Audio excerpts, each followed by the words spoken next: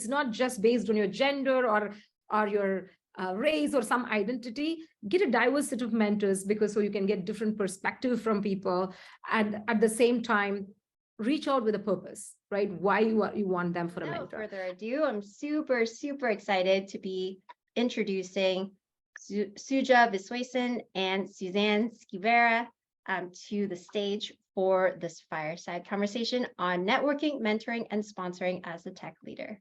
So I'm going to go ahead and bring you on stage. Excellent. Take it away. Suja, why don't you go first? Hi, I'm Suja Viswesan. I've been associated with West for many, many years. I've mentored people through West, and I've seen a lot of, I've had a lot of fun. So I've learned, I've made a lot of friends, and I've learned a lot as well through these interactions. So I currently work at IBM. I lead the enterprise security development for IBM. It's my week 3, so I'm still drinking through fire hose and learning about security and organization. On the other side, I've had 20 years of, I've worked on data, various part of data in the last 20 years at IBM, at LinkedIn, at Warner Media, pretty much in software development, in various roles, starting from test to development to leading large organization. I love being part of a lot of these conferences, and then women in tech communities. I also go to universities and then speak to students from time to time, like in Stanford and my alma mater, San Jose State, Berkeley. I live in California, so I go around most of the universities in California. Also, I've spoken at Grace Hopper, Strata Data, and a few other women in big data forums. I'm very passionate about women in technology and also education for the underprivileged. So I'm a board member of an organization called Pratham. Basically, they're an educational charity organization that focus on innovative interventions to address gaps in the education system. So they have open sourced how they help. So that is being applied in a lot of countries, even in a lot of countries in Africa. So I'm very excited about that. With that, I will pass it on to Suzanne. Thanks, Suja. So I'm Suzanne Skyvara, and I lead marketing and editorial at Goodreads. If you haven't heard of it, it's the world's largest community of readers, and we help people discover books to read, books they love, not just any old book, and also get more out of reading. And we're owned by Amazon.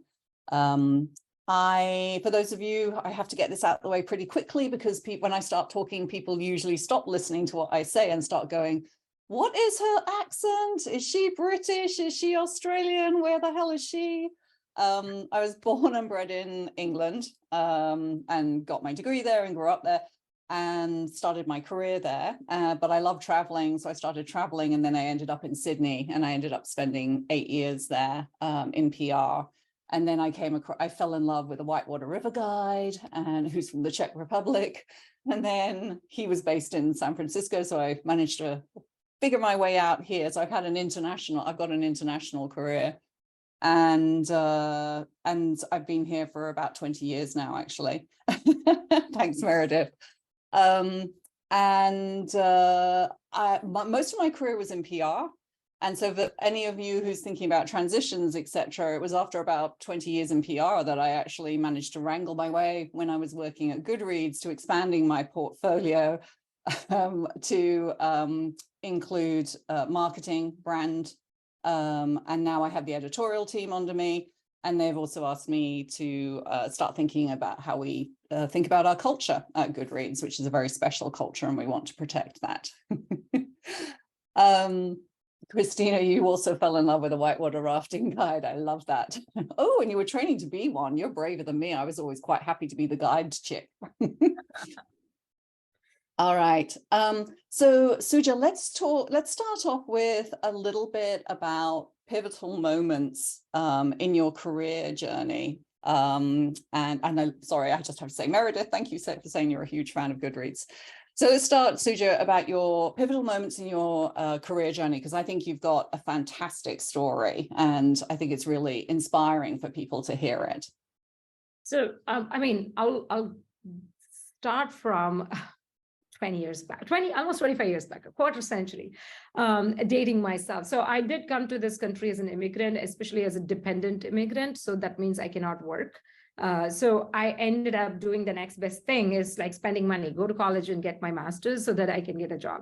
So I studied, and then as luck would have it, like a lot of people today can identify with it, because I was supposed to graduate and 9/11 happened and the dot-com bubble burst.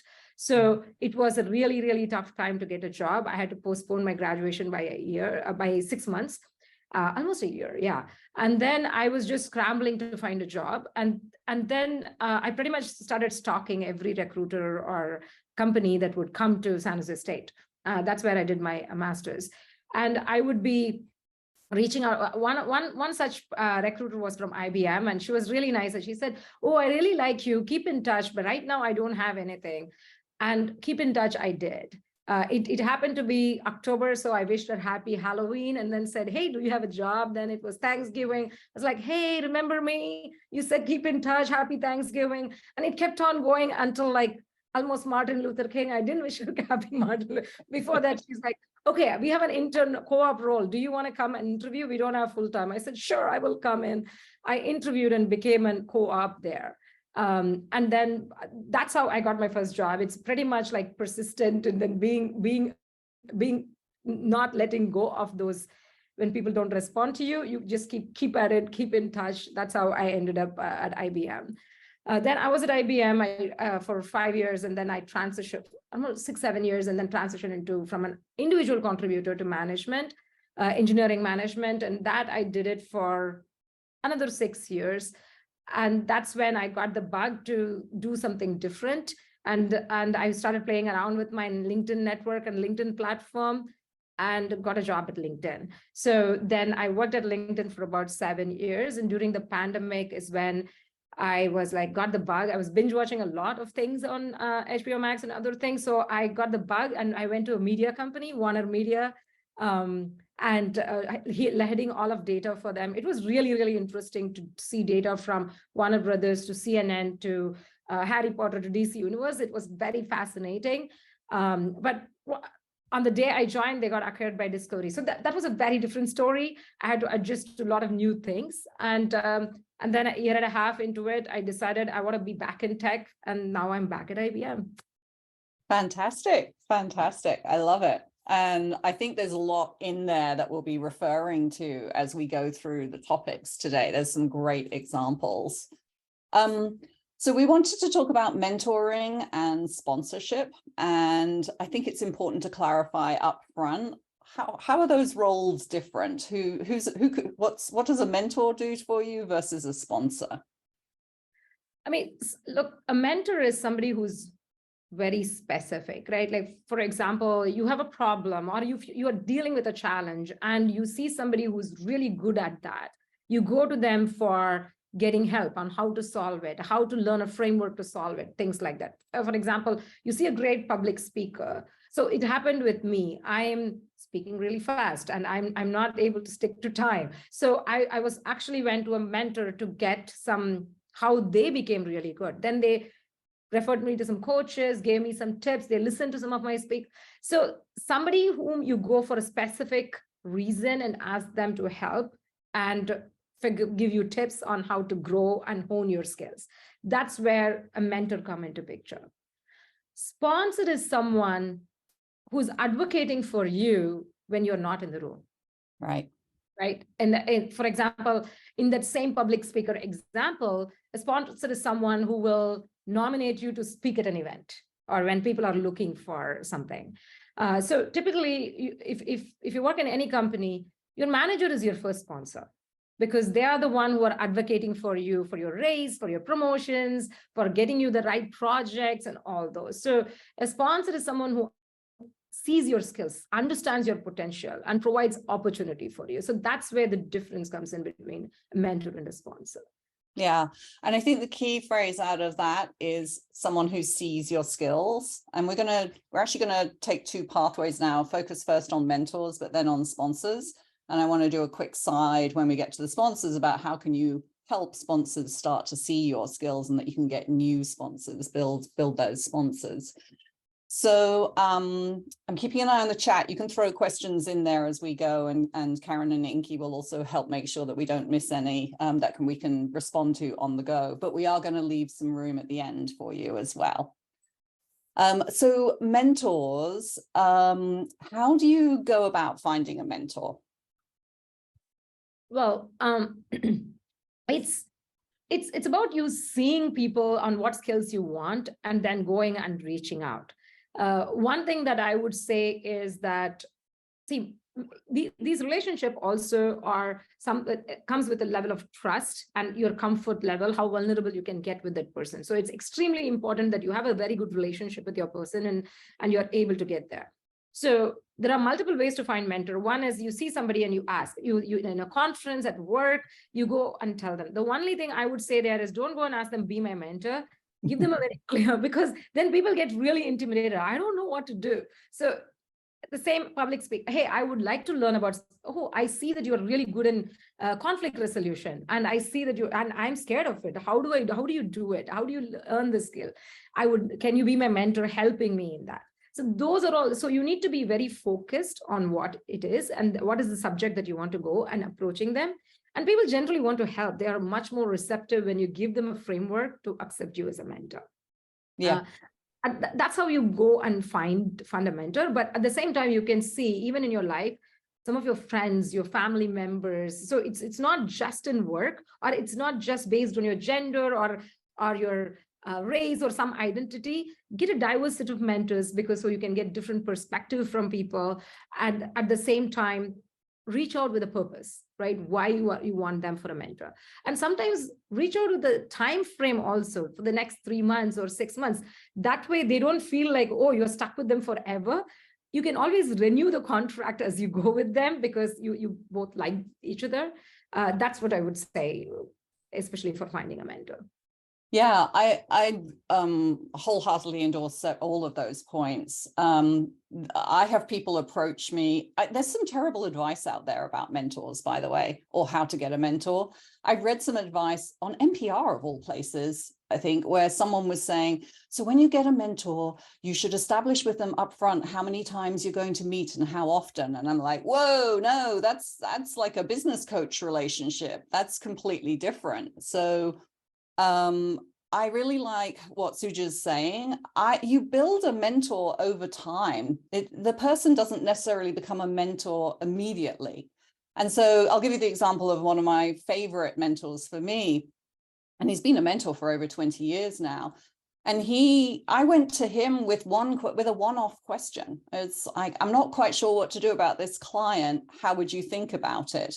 And that's another point to remember when you go to them. And Suja was saying it exactly the same way. It's not, I've got a problem, tell me what to do, spoon feed me. It's more, how would you think about it? What questions would you ask yourself? So that they're engaging in this intellectual way with you, but they're not doing the work for you. They're not reaching down and fixing you. And he helped me on this one-off. And we got to know each other. The relationship got a little warm. And then I went back to him a few months later. I had another problem and he helped me again. And over time, it just got stronger and stronger. There's no set time when we meet. I know that he's always there for me in my corner. And Suja and I were talking about how I know I feel it, and I think, Suja, you can feel it as well, where particularly in the early days, where it's like women, I think if we ask for help, feel we need to ask for help, we feel that says I'm failing in some way.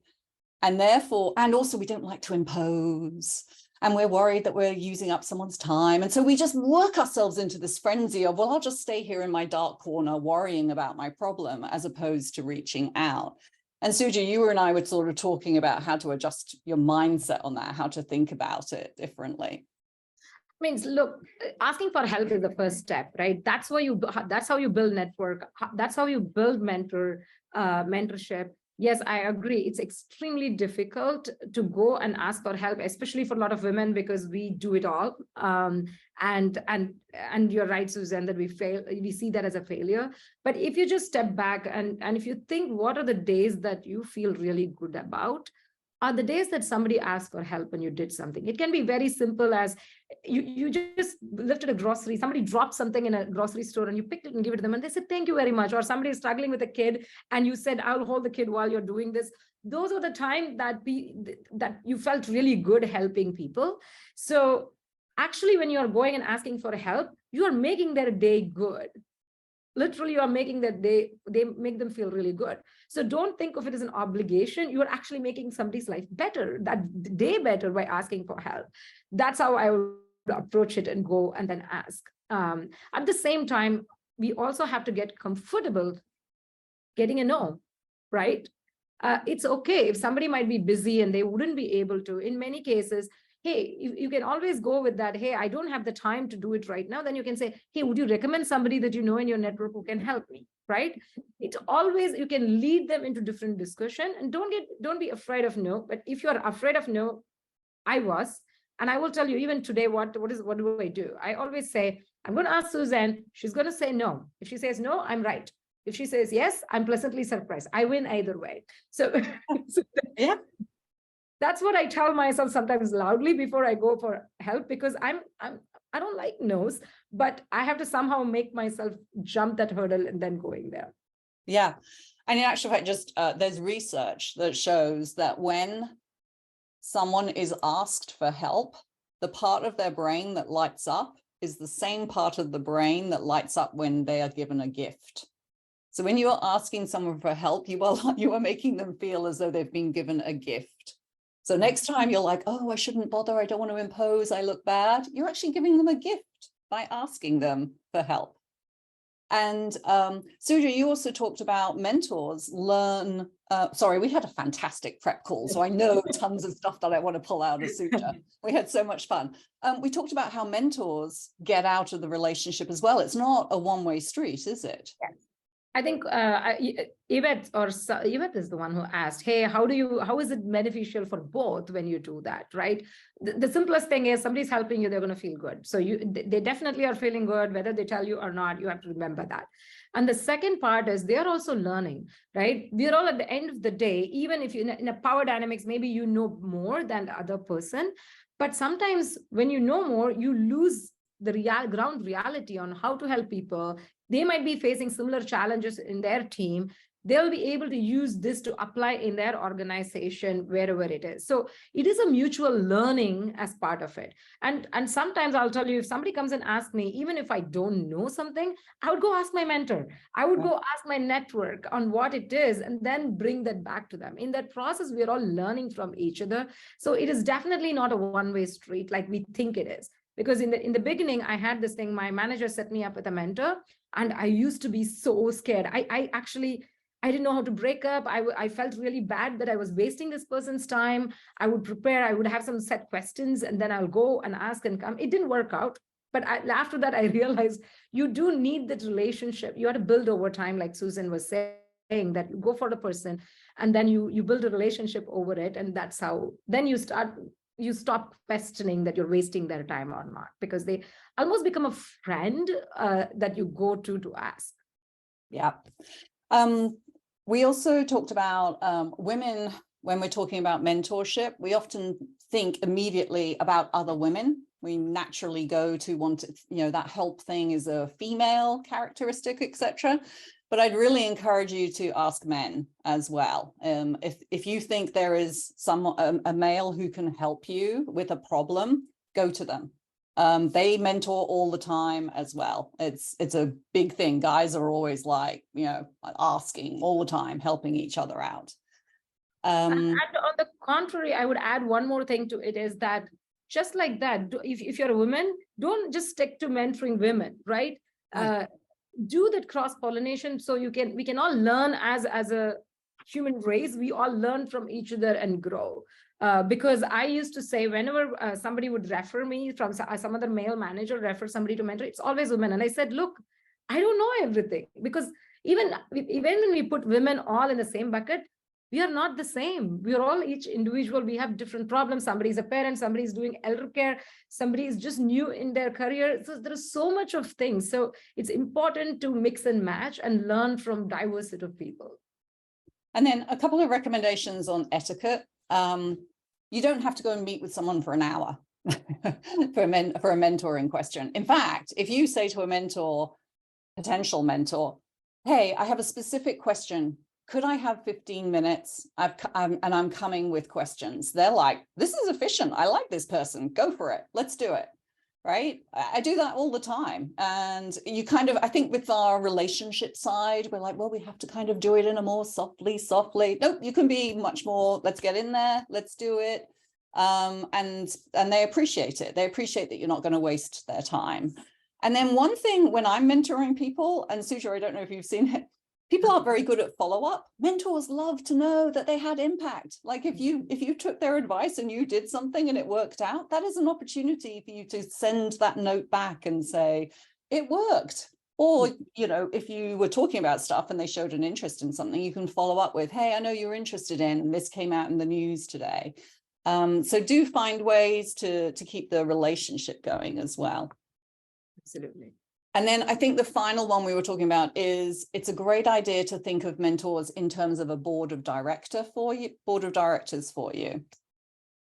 Suja, do you want to talk to that? Yeah. So there was also another question connected to it, like how important it is to have mentors and how many mentors, mentees should you try to find. So that's, I think that also come to the board of directors as well. See, look, there are a couple of things. As you grow in your life and career, your mentors will change. That is normal because your challenges are different and you will grow, you will keep in touch with somebody will like drop off your radar. That is fine because people understand. It's just like you go from first grade to second grade, third grade, the teachers fall off and you get based on what you want, things change. And the other part is given mentorship is very specific to certain challenges that you're facing or some problems that you want to learn, it's important to have different mentors for it. There is no absolute number that, hey, you need to have 4 mentors or 10 mentors. If you have too many people, it's just that you have to manage your calendar so that you have only so much time. So it depends on your own time, on how many you want and what it is. At the same time, mentoring people also is time consuming. So you figure out how you are going to utilize your time, what works for you. At some point, I've done 4 or 5 mentees at the same time. And there are times that I have just done 1 because of my work and life situation. So you pick and choose, but make sure that you are keeping that up, at least like, so that you don't completely drop off that, whether you're volunteering for mentoring somebody or getting mentored. So there's no absolute number, but it is not monogamous. Nobody's going to feel bad that, hey, I have 5 mentors. Oh, they're upset now that you chose another person. No, it's okay to have a set of board of directors who will direct you in the right direction as you move on your career. And then a final suggestion for you all. I have gotten into podcasts in the last 3 years with a vengeance, usually as I'm trying to do lots and lots of walks to combat being stuck on my desk at home all day. I love it when I find a great person in a podcast. I will then go and listen to all the other podcasts about them. And in fact, anytime I have a problem now, I'll go and find who's written a book or who's talking about the topic, and I'll go and listen to different podcasts. It's a fantastic way if you don't feel that you already have connections to start getting some smart knowledge out there. It's like sitting in to your a really high quality conversation. So I really recommend it. One of the podcasts that tends to be pretty good is How to Be Awesome at Your Job. You can find some good ones there. And there's some others as well, which I can look up as we go. All right, sponsors. How do we build having sponsors in our corner? So look, so I said your manager is your first sponsor, right? Like in a job environment, that's where it starts. So typically it's not like you go to somebody and can you be a sponsor? It's not like mentorship sponsorship works because it's a very organic way of saying. So the one thing is to be aware of. If you are being nominated to go to a conference, like Grace Hopper, or you are nominated to go for a special training in your office, it's always important to find out who is the person that nominated you, right? Mm-hmm. This is what, when I first was nominated at IBM and I was there for a leadership training, Somebody said, go find out who nominated you and thank them, right? Because somebody saw the potential in you and then they decided to do that. So when you try to understand, hey, who is watching me in the company and trying to help me, then those become your sponsor. And then you make sure that you keep them updated on your career, what you're doing, your accomplishments, so that you slowly build into it.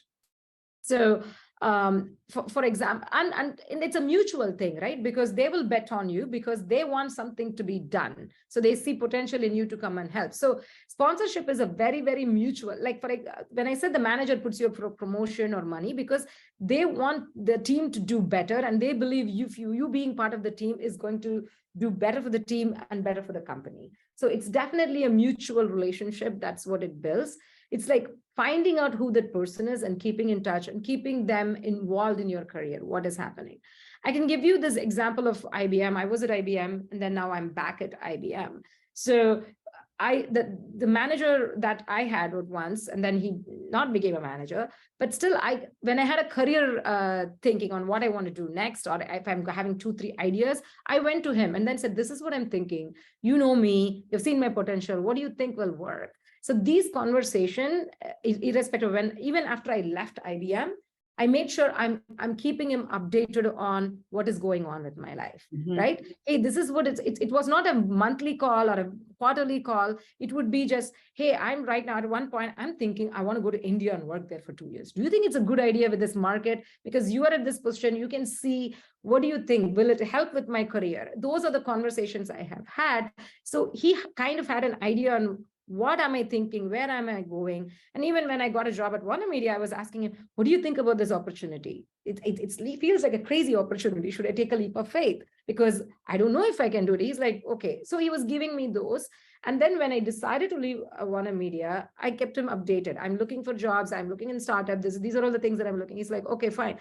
And then he came back and then said, look, I have an opportunity for you. It's not going to be easy. This is what it is. And I believe you can do it. Do you want it? So I was not expecting that at all, but it came out of the blue because I kept these people kept in touch on what is happening with my world. And if I'm going and talking in a conference, I would say, hey, are you coming to this conference? It'll be good to meet. So these are all the things. And he has done the same thing as well. I want to hire some people in your network. Do you have somebody in this? So it was a mutual connection on what was going on, very organic, nothing which is set. So that's how you cultivate these sponsors, because it's important to first identify it, because it's not as simple as identifying a mentor. And I think underpinning everything that Suja just said is being visible. Yes. I think a lot of women, we can fall into the trap of, if I do a good job, people will notice. We've got to show our work. We really have to show what we're doing. And then it's like, but it feels like bragging. Well, you can do it in a way that doesn't feel like bragging. And the key way to do it is to have the phrase "so that" in anything you're doing, which is, I delivered this marketing campaign so that we drove this for the business. Great. Send that email out. Make sure everybody knows about it. Do the "so that." Always do the "so that," not just what I did. It's "so that."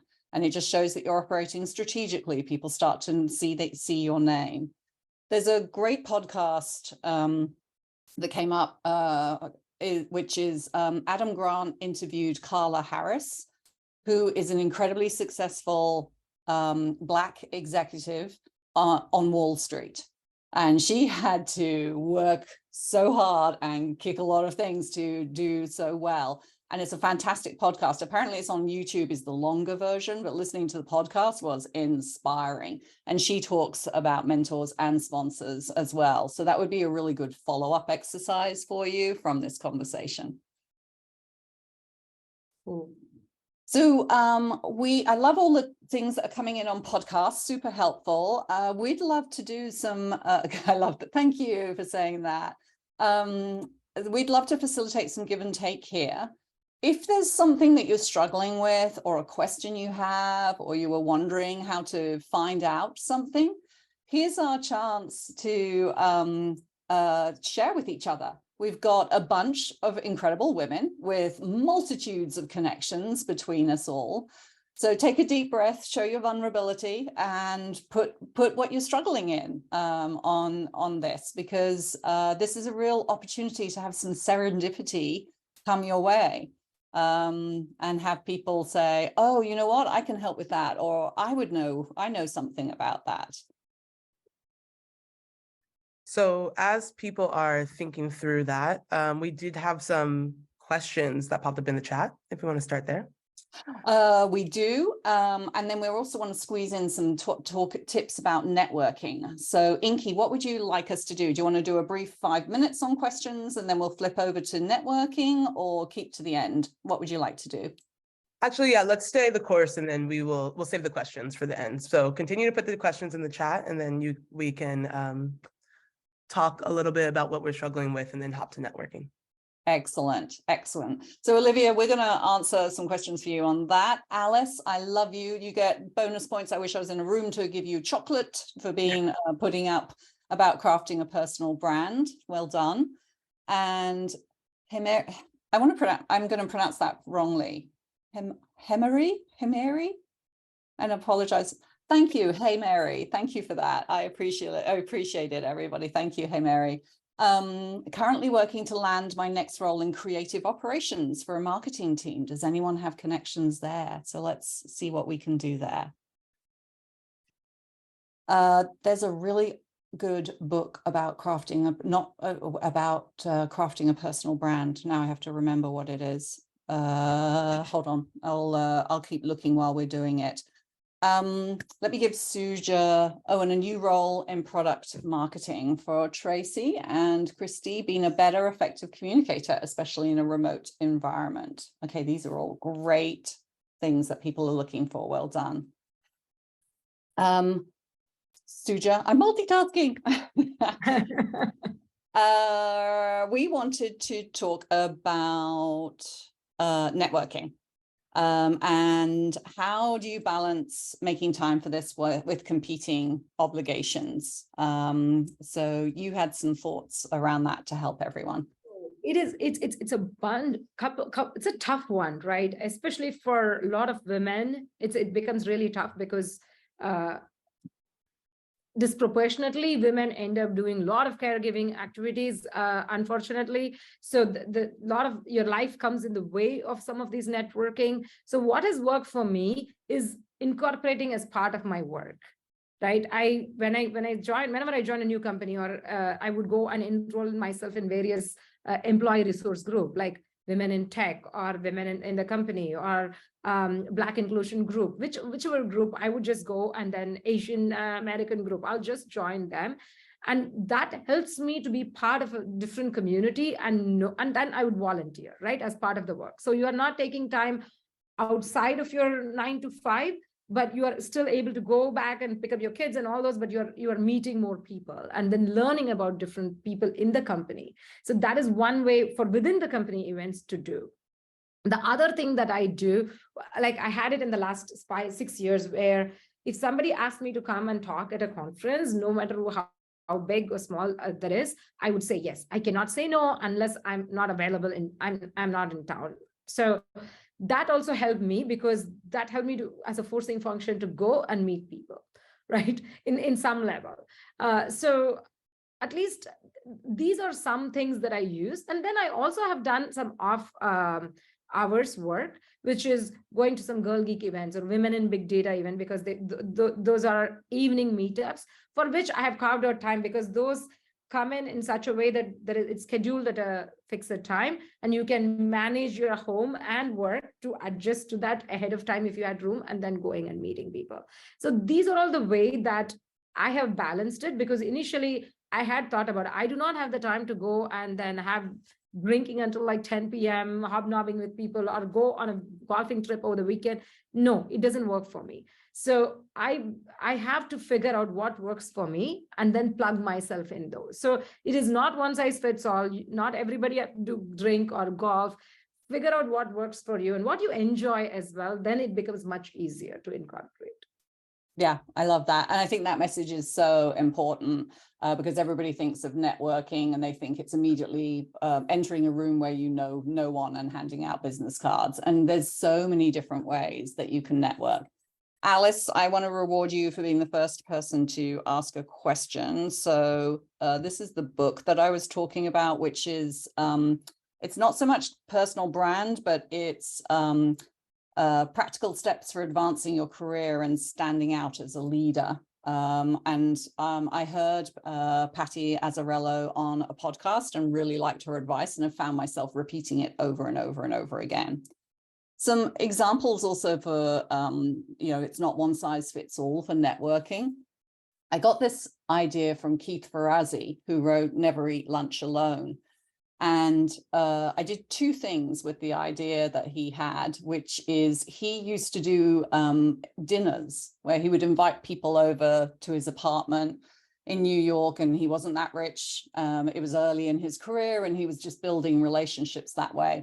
By the way, do keep in mind that all of you early on in your relationships, you're all going to end up in some really interesting careers. So building those early relationships and growing with each other is really fun. It's not always looking to network up further ahead of you. So what I did was two things. One is when I was a PR consultant, I joined the International Association of Business Communicators, which was mainly focused on internal communicators. And I wanted to network. So I literally went to the board and said, hey, everybody wants to network. I'd like to start a program called the Networking 9. And every month I will invite eight other leaders from the International Association of Business Communicators, and we will have a dinner together and get to know each other. And I'll carefully choose who will be at each dinner so that they have something, they're at the right levels, they're at the right kinds of industries, and they can cross-pollinate. And everyone went, this is a great idea. Our association will love it. Our members will love it. Will you run it? Why, yes, I will, because I get to be at every single dinner meeting with all those people. And it was loads of fun. I found a hotel with a private room, not too expensive. It was central. Everybody loved it. You would send out an invite and you would show who else was invited. And then people would be like, yeah, I'm going to make time for this, because you've made it easy for them. You've warmed it up. So that was one idea I did. And then later, when I was at Goodreads and wanting to warm up some connections again, I met with someone for a coffee and we were both saying the same thing. And we came up with this idea of inviting some women who we knew from our careers, etc., but had kind of lost touch with. And they'd gone on to some really good things. And so we sent out an email. Write this email introduction down. We put, everyone could see who was invited, and we said, we're looking to put together a dinner, and you are at the top of our list for interesting, smart women that we want to spend the evening with. And everyone went, and these were people that I knew, but hadn't been in touch with for a while and was feeling awkward, right? And also, quite frankly, I was feeling a bit like, they're so far ahead of me. They were. So imposter syndrome is alive and kicking. So they all immediately, within 30 minutes, it was like, yes, I'm in. We made it easy for people to network. Sometimes people just need someone who's going to make it easy. And that group went on really well. We just carried on meeting. They ended up giving each other jobs. We had people moving across from to Facebook or to Eventbrite. Like, there was just, we had this whole thing. It was really productive for us. So you can do networking in different ways. It can be one-on-one, or it can be how can I be an enabler? And while I'm enabling, I'm networking too.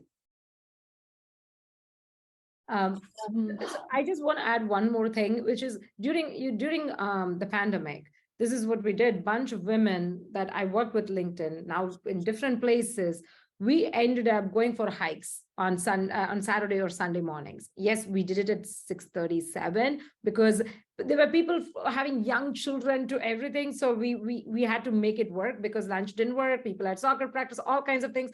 But that's what worked. And we go on a hike talking about everything under the sun, work trouble to life trouble to everything. There is no, and we all mentor each other pretty much. So, and help each other. So that has been wonderful that we have continued for a year and a half now. We are so proud of ourselves. Even if 2 people come in, we will just go. So those are all the things that that's why I want to think it's not that difficult. If you just have to be a little bit creative on how it works in your lifestyle. I love that Hey Marie has this. The Yes. Tuesday hikes continue, even though none of you work Yes, there. same That's here, fabulous. yeah. That's exactly the kind of, you've probably got a board of advisors happening there almost. And then what was I going to say? I have another idea. Oh, people often forget this one. This was when, because I live a fair distance out from San Francisco, so I don't like to do dinners too much. And then lunch is always so busy and work so busy. I started doing breakfasts with people. And it was really cool because my husband could deal with the kids and I could get into work early. We could have breakfast. We'd get in there early enough that we could do an hour and a half and have a good chat, or an hour, whatever. And then, you know, there's loads of hotels that do those breakfasts. And it's nice and quiet. So you can think creatively around your time schedule as well. All righty. Any advice you would give to your younger self? Ooh, so I mean, the first thing that comes in is that, like, it'll be fine, don't worry. Because if I go back, one of the things that I would say is when I was in college, I think it repeats throughout our life. So we all think we grow up, we don't really. So when I was in college, it was very difficult to get a job because we were at a kind of a decision with everything melting down around me. So it was a very difficult situation where will I get a job? At the same time, one of my friends gets a job and I'm happy for them, but I'm really miserable. And then I feel very bad about myself because I cannot be happy for my friend. So it was all those emotions. So I would, if I could, I would go back and say, we'll be fine. Don't worry. Your time will come. Because we all see, it's like women. So you all relate to this for people who have kids. We see so many human beings in the world. You talk to every mother, they will have a story of miscarriages, their struggle, their fertility story, the crazy thing that they have to do to get pregnant and get a baby out, right? One way or the other. It's never easy. But if you just look around, you see so many humans and you just think it's so easy, right? But it takes. So similarly, if you see somebody's career trajectory, it will feel like, oh my God, this person is jumping here, here, here. But when you go talk to them, it's a struggle. So that's what I would tell myself. It'll be fine. It's all, if it was that easy, everybody would do it, right? Yeah. So only women give birth because it's difficult. Only we can do it. At least Exactly. as of now. So I would just say, chill, you'll be fine. And there was a great quote that one of my girlfriends sent to me where I was definitely needing it. And it was basically, the reason you're so intimidated by other people is that you're seeing their A game, their finished movie, and we're all aware of the bits that stay on the cutting room floor, right? The B-roll would be the PR term. And that's what the problem is. You just see all the good stuff. As Suja said, everybody has problems. And to make it super relatable, I two of my favorite people at Goodreads, women, fantastic. And both of them, within a couple of months of each other, we were having one-on-ones, and they were both like, oh God, I feel like such an imposter syndrome. And I was like, what? How could you possibly feel it? But everyone struggles. And the advice I'd give my younger self is what I was talking about up front. I would reach back through time and say, just ask people for help. Yes. I spent way too many hours in a quiet corner feeling very sorry for myself and circling into a pit of despair, which I could have just solved if I'd actually just asked and had known that I was giving someone the gift of the opportunity to feel good about themselves because they could help. So absolutely, Suzanne. I remember when my first job, I would go under the table every day, do something and come out. After a week, one guy asked me, hey, what are you doing every day under the table and why are you coming early? I did not know how to shut down the computer because I did not know. Okay, I'm dating myself. We never had computer. The first computer I saw was in a college, which was already on. You are not supposed to do other than type and then get out. So I did not know how to shut down a computer. So I unplugged it because my parents told me, you waste power. When you unplug it, it takes forever to come up. So every day I would come early for this damn computer to start, which would take about an hour. And then after a week, he found out I didn't know how to click. And believe me, it's a Windows. I just had to do start, sleep. I did not know that. I wish I had asked somebody, right? So I'm with you. Ask for help. That's number one. Worry later. Even if you worry, it's okay. Ask for help. Susan. I love you for sharing that story because we've all got so many of them. Trust us. I could share so many stories where I'm like, anyhow. Inky, back over to you. I'm trying desperately to be time. You've got two people who are not good at time, so control is back under control. Not a problem. I think that story is worth all the time that we have. Okay, so we do have a couple of questions that were put in early on in the chat. Once you've identified the skill that you want to improve, how do you decide whether you should seek out a coach or a mentor? Ooh, that's such a good question. See, here is what it is. If it is, so I don't even know, right? For example, public speaking, I don't even know where to start. I would go to a mentor, right? Like, hey, what should I do? One of my mentor basically suggested, just like what Susan was saying, these are the podcasts that you can go to. These are the coaches that you can go to learn, or these are the courses that you can do. So that's how the coach comes into picture, right? Coach is a very limited time engagement. I want to learn about change management. You get a coach who's expert in it, and then you learn from them. And it's a very, very situational, and then you are done. Mentor can go a little bit here and there. They will give you the toolkit. They'll give you where all you can go to. That is the difference when it comes to mentor and coaching. And it's important to know the difference and then figure it out. Because for me personally, the speaking coach really helped, right? How to think about how to start, how to stick to time. I'm still learning, and then go and stick to point and then go from there. Yeah, and I've worked with a business coach, and it was life-changing. It was really, really good. It can be very expensive, but it really is worthwhile. I think for me, it was where I was struggling and trying to figure out, I was working as a freelance consultant, and I was trying to figure out, what do I want to do next? The kids are now getting old enough that I don't want to just do part-time freelancing. I want to reinvigorate my career. And so you can see how that would be really good to have a process where you're working with a coach, whereas a mentor is probably more specific, one and done conversation. Makes a lot of sense. Okay, so the next question, how important has mentoring been for your career trajectory? Can you share a couple of stories about that and the mentors that you guys have had? I mean, I think it has been very important in the sense to learn about what it is. Even you go to a new company, right? Having, for example, for me, when I left IBM, I was there for 12 years. I knew everybody, to LinkedIn, where I didn't know anybody. It was one of those LinkedIn messages that came in and I got a job.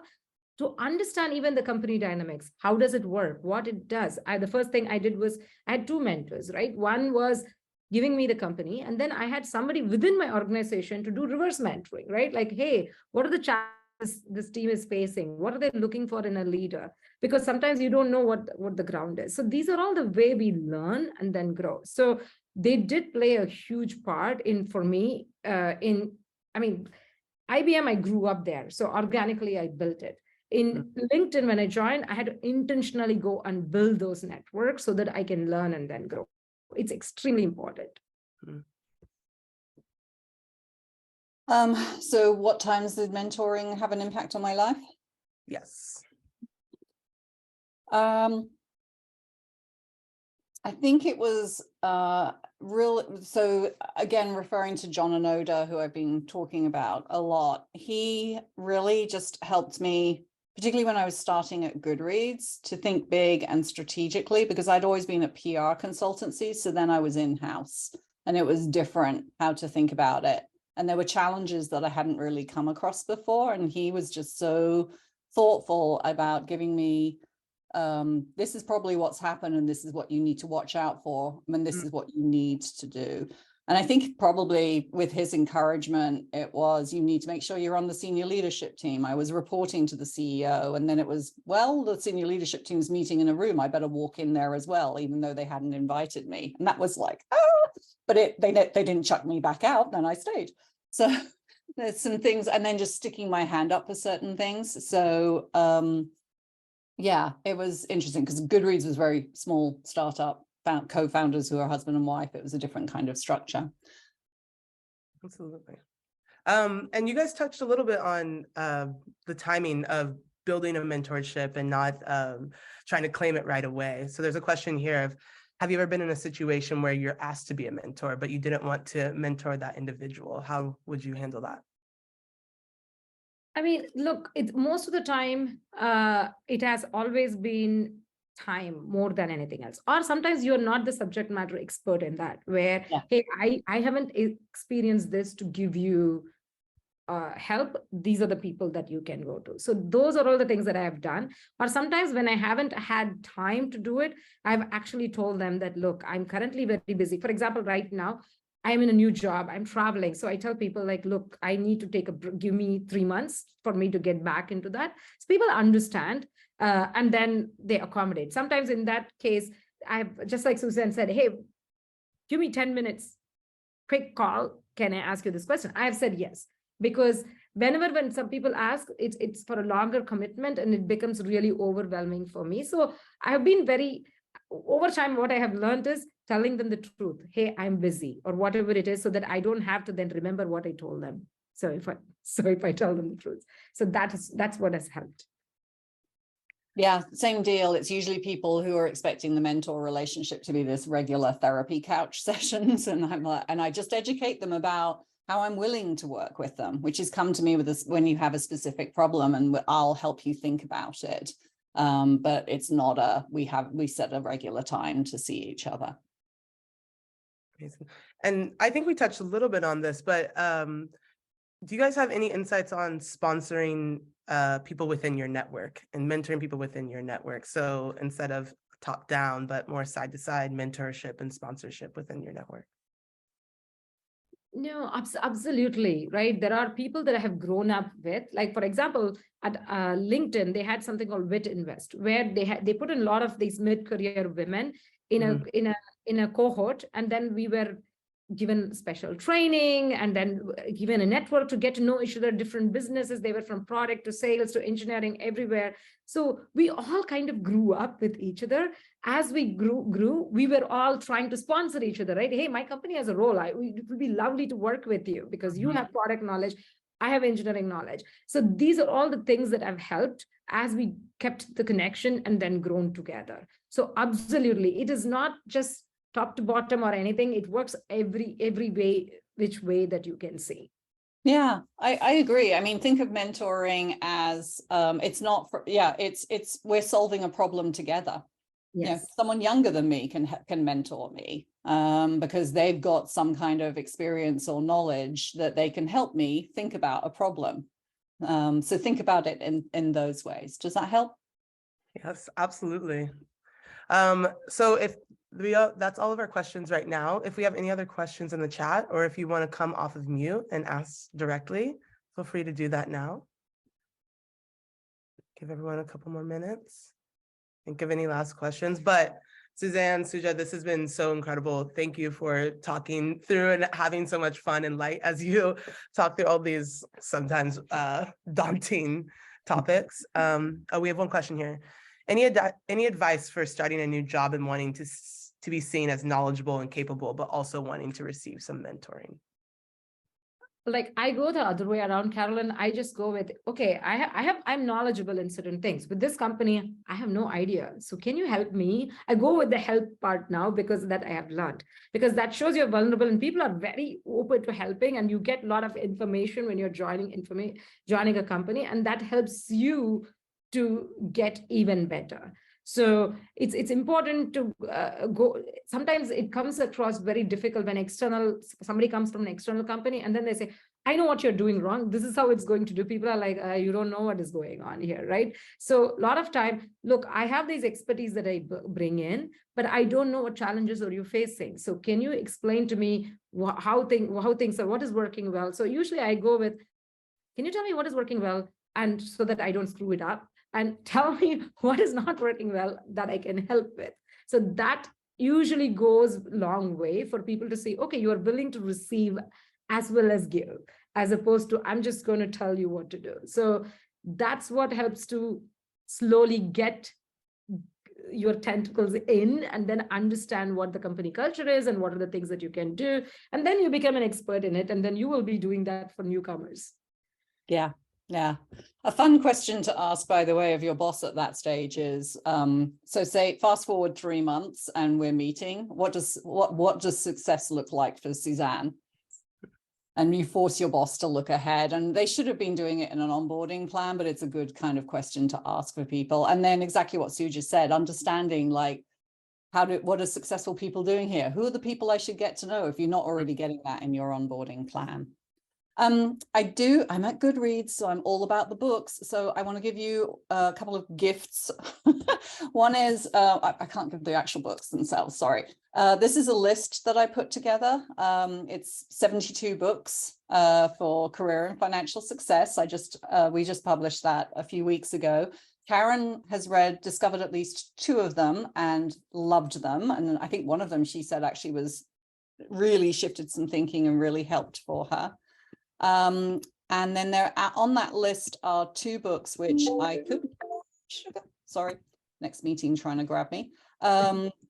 These I love and have recommended to so many people and had so many people say that it has made a difference to them. And that is Playing Big by Tara Moore. Fabulous book. She starts with Inner Critic and I was like, oh God, not Inner Critics again. There's some really fun stuff with Inner Mentor, hiding behavior, where we're being perfectionists, the good girl behavior, where what got us successful at school does not get us successful at work. So that one's a really good one. Oh, Alice, yay, I love it. I'm glad you like it too. And then the other one is a book written by Sally Helgeson and Marshall Goldsmith. Marshall Goldsmith is probably one of the world's most famous executive coaches. He wrote What Got You Here Won't Get You There. He partnered with Sally on this book called How Women Rise, Break the 12 Habits Holding You Back from Your Next Raise, Promotion, or Job. Again, highly recommended. You read it and you're like, oh, interesting. So both of those books are really great. Amazing. I will add a couple to that list. One is The Power of Bad, How Negativity Affect Rules Is and How We Can Roll It. I think whenever the times are tough, that is the book that helps me to stay afloat and then see how to focus on the good. And the other one is The Startup of You by Reid Hoffman. That has a lot of wonderful tips on networking, right? It talks about how to build network, how to keep nurture and then grow, and how to incorporate it as part of your life, and even how to budget for it, because networking costs money, whether you're going for dinner or something like that. So how do you go from there? So a lot of great nuggets from there as well.